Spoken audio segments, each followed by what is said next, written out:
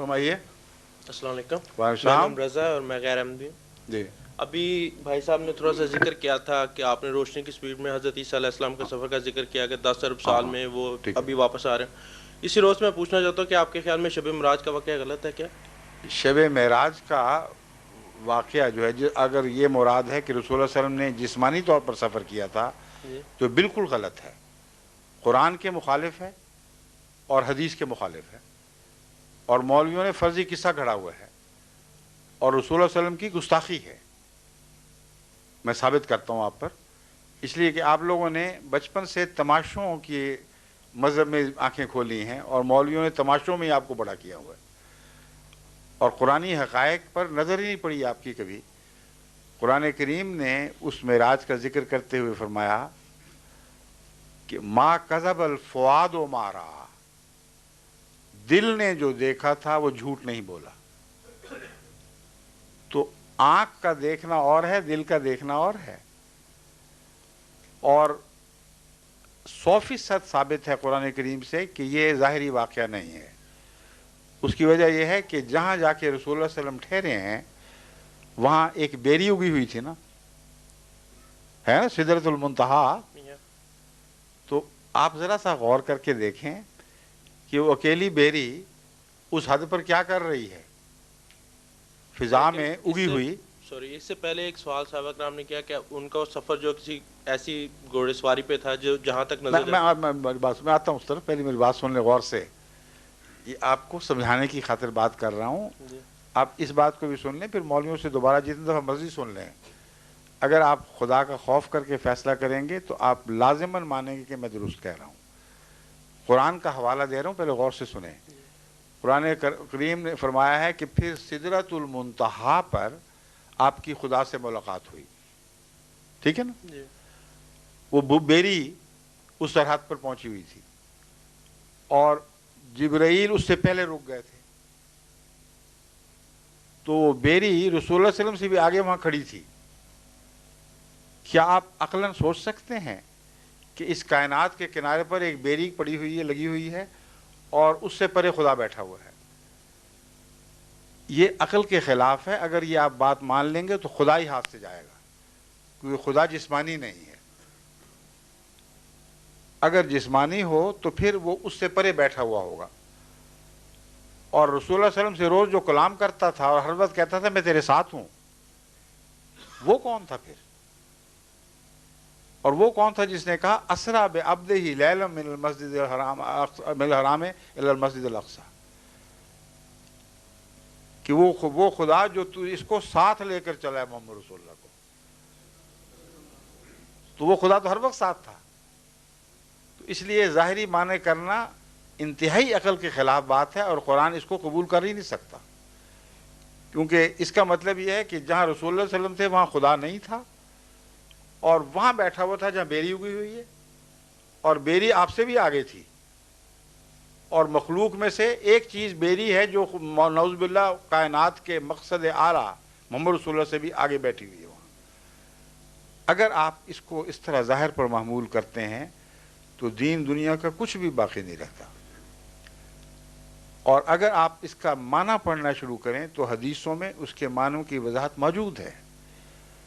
سب سے پہلی اہم بات میں یہ بیان کروں گا کہ آپ بخاری شریف کی وہ حدیث ذرا اٹھا کر دیکھیں جس میں معراج کا ذکر ہے. اس کے آخر پر کیا لکھا ہوا ہے؟ لکھا ہوا ہے جب رسول اللہ صلی اللہ علیہ وسلم کا معراج کا سفر مکمل ہوا ثم استيقظ, پھر آپ کی آنکھ کھل گئی. یہ کیوں نہیں لکھا کہ واپس آ گئے؟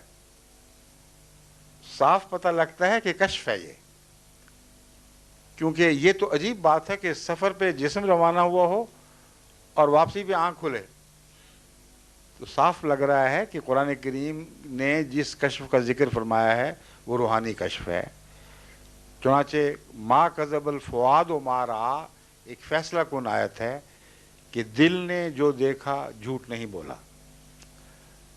اب واقعات کو آپ غور سے سنیں, پھر احمدی تشریح بھی سن لیں اور دوسری غیر احمدی تشریح بھی سن لیں, پھر فیصلہ خود کر لیں.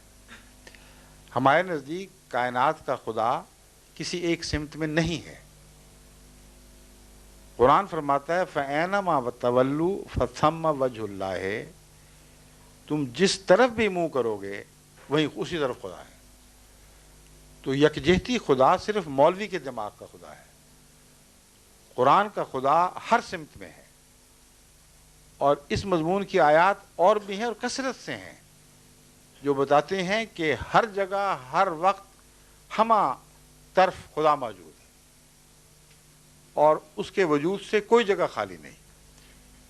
تو ایک سمت میں خدا کا عرش ہونا اور باقی سمتوں کا اس سے خالی ہو جانا، یہ ایک نہایت لغو خیال ہے جو ایک جاہل انسان رکھ سکتا ہے. صاحب عرفان آدمی سوچ بھی نہیں سکتا ایسی بات. دوسری بات یہ کہ بیری سے کیا مراد ہے. جماعت احمدیہ کی تشریح یہ ہے کہ بیری حد کی نشانی ہوا کرتی ہے. یہ وہی بات ہے جو آپ نے چھیڑی تھی کہ علامتیں ہیں یا لفظی ہے. جو الہی کلام ہے وہ لفظاً اکثر اوقات نہیں سمجھا جا سکتا جب تک اس کے عرفان کے معنی نہ سوچے جائیں. بیری حد کی نشانی ہوتی ہے. آج بھی پنجاب میں اگر آپ پنجاب کے ہیں تو آپ دیکھتے ہوں گے باڑوں پر بیریاں لگائی جاتی ہیں، اس لیے کہ کانٹے دار ہے، وہ گزرنے نہیں دیتی اور اچھی حفاظت کرتی ہے کنارے کی. علامت ہے کہ یہاں ایک حد ختم دوسری شروع. تو بیری ایک نشان تھی تخلیق کی حد کا. اس سے آگے خدا کی تنزیہی صفات شروع ہیں، اور کسی بندے کو خواہ وہ نبی بھی ہو انسان کی حدود سے تجاوز کرنے کا اختیار نہیں. یہ علامت تھی. پھر اس سفر میں آن حضرت صلی اللہ علیہ وآلہ وسلم نے ایک بڑھیا کو دیکھا. حدیثوں میں آتا ہے ایک بڑھیا عورت آپ کے سامنے آئی اور اس نے 3 پیالے پیش کیے. ایک پیالے میں شراب تھی، ایک میں پانی تھا اور ایک میں دودھ تھا.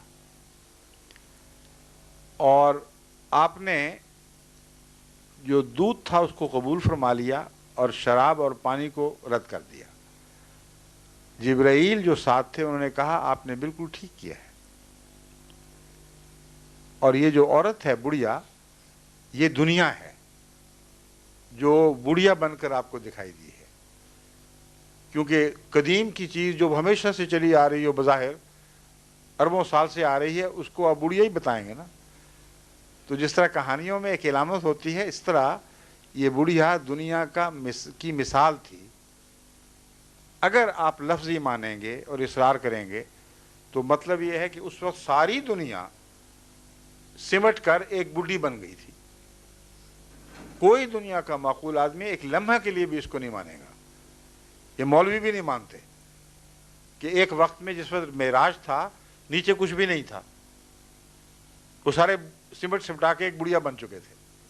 کیونکہ صحابہ موجود تھے، وہ گواہیاں دیتے ہیں کہ ہم تھے اور وہ واقعات بیان کرتے ہیں، وہی انہی کی روایتیں تو ہم تک پہنچی ہیں. تو اس لیے بڑھیا کی تعبیر کرنی پڑے گی، اور جبرائیل علیہ السلام نے کر بھی دی.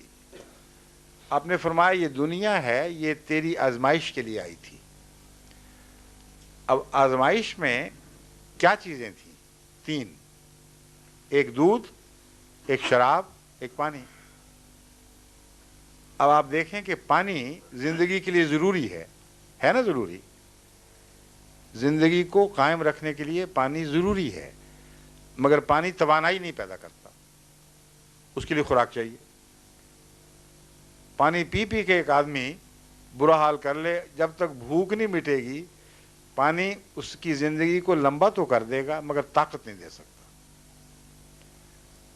شراب طاقت دیتی ہے، اور شراب پینے والا ایک دم اپنے آپ کو زیادہ مضبوط سمجھتا ہے، جوش آ جاتا ہے اس کو. لیکن یہ بات بھول جاتا ہے کہ وہ طاقت شراب نے نہیں دی، اس کے اپنے خون نے گھل گھل کے وہ طاقت دی ہے. اور یہ دھوکہ ہے محض کہ اسے توانائی نصیب ہوئی ہے. اس کا اپنا خون جلد جلد گھل کر توانائی میں تبدیل ہوا ہے، کیونکہ شراب کا یہ اثر ہوا کرتا ہے. اس طرح ہے جیسے بلی کہتے ہیں ریتی چاٹ رہی تھی تو چاٹتے چاٹتے زبان چاٹ گئی اپنی، مگر اپنا ہی خون چاٹ رہی تھی. تو ایک شرابی جو طاقت حاصل کرتا ہے وہ اپنے بدن میں موجود طاقت جسم سے ہی حاصل کرتا ہے. دودھ ایک ایسی غذا ہے جو مکمل ہے. دودھ کے دوران نہ پانی کی ضرورت، نہ روٹی کی ضرورت، نہ کسی پھل کی ضرورت، کیونکہ بچہ خدا تعالیٰ نے ثابت کر دیا ہے 2 سال تک مسلسل صرف دودھ پر پلتا ہے، اس کے بال بھی بڑھتے ہیں، اس کی آنکھیں بھی بڑھتی ہیں، اس کا خون بڑھتا ہے، اس کے جسم کے عضلات بڑھتے ہیں، ہڈیاں بڑھتی ہیں، ناخن بڑھتے ہیں۔ کون سی چیز ہے جس کی کمی آئی ہو اس میں؟ جو بچہ ماں کے دودھ پر پلتا ہے اور دوسرا کچھ نہیں کھاتا، اس کی صحت میں کبھی کمزوری دیکھی ہے آپ نے؟ نہیں۔ تو یہ پیغام ہے، پیغام یہ ہے کہ محمد رسول اللہ کی شریعت کامل ہے، ایسی کامل شریعت ہے کہ اس کے بعد کسی اور شریعت کی طرف منہ کرنے کی ضرورت نہیں ہے۔ اس کے اندر پانی کی طاقت بھی ہے، اس کے اندر جسم کے خوراک کی توانائی کی طاقت بھی موجود ہے، تمہاری ساری نشو و نما کے لیے یہی دین کافی ہے۔